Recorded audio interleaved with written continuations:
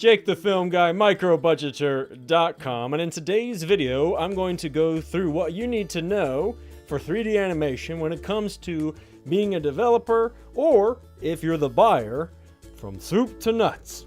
Let's dive right in. The very first thing you guys need to be talking about is talking. You need to communicate, especially as a developer. You owe it to your buyer to over-communicate. If the buyer goes cold on you, then you need to be creative in your follow-ups. My phone is a burning thing, and it makes a fiery ring. Don't just keep hammering away with the same old follow-ups. Hey, did you get my proposal? Be creative. If you're trying to do something as creative as 3D animation to solve or bring an answer to whatever it is your buyer's facing, then by all means be creative in your follow-ups. Vary it up, send them a picture of a loaf of bread and say, I'd loaf to do 3D animation with you. Number 1. That was the preliminary step. The first step is you need to get on the phone. Now, when it comes to 3D animation, you can obviously dialogue through text, through email, through some kind of project software management system like Asana, perhaps Trello or Slack, whatever you guys are comfortable with. That's just great. But you need to get on the phone and you need to iron out details. The phone is going to allow for a much more fluid conversation, and this would be in lieu of actually getting together and talking to that person face to face. Number 2. You want to make sure that you actually are very transparent in your negotiations. As a developer, you owe it to your buyer to be very transparent about pricing. They'll probably come at you with something that looks like a Pixar quality short film. It's possible. And they'll want you to do it in 2 weeks, and they got a $3,000 budget. You need to communicate value and show them clear examples of what a $2,000 3D animation looks like versus a $75,000 3D animation. Buyers, don't try to nickel and dime your developer. Understand that 3D animation takes a lot of time, it costs a lot of money, and you need to be involved every step of the way because that dialogue between the two of you guys is so important. Which leads me to the next step. Step number 3. You want to have a clear collection of assets.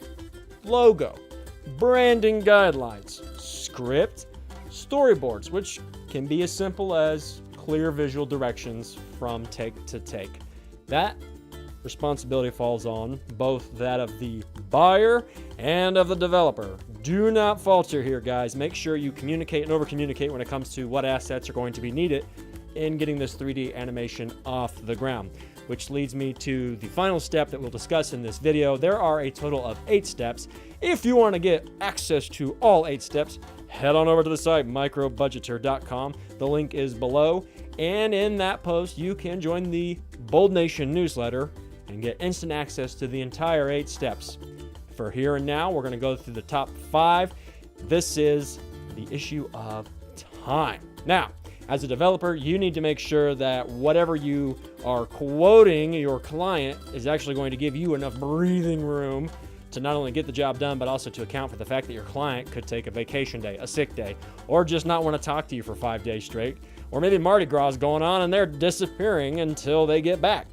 Anything goes. Figure out the amount of time that you have, and as a rule of thumb, I would add some kind of buffer, a third, maybe a quarter more time to your initial projected completion date. For example, if you know, without a shadow of a doubt, that you and your team can finish the 3D animation, including all the rendering that you have to do, including the time spent at the render farms, it is very time intensive, then take that quote of, say, 2 weeks and add another week to it to give you guys some cushion. Think about Murphy's Law here.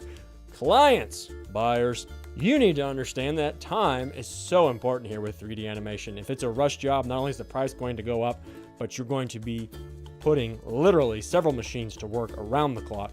So some grace has to be shown, because what if the internet provider goes down and you can't see the updates? What if the machines blow a fuse?